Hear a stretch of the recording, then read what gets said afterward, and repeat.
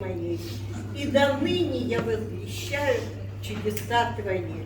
И до старости, и до седины не оставь меня, Боже, доколе не возвещу силы Твоей роду всему и всем грядущим могущества Твоего.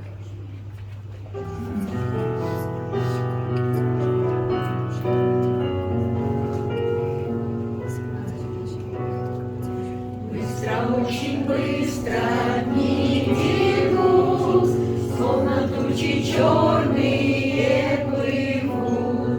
Голову покрыла седина, старость мне напомнила она. Ты седина, жаль, что видна.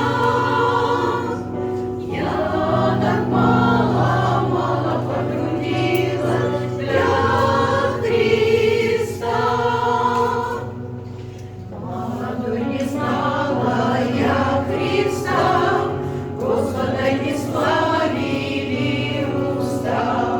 похоти различные любила, в безрассудном мире я жила.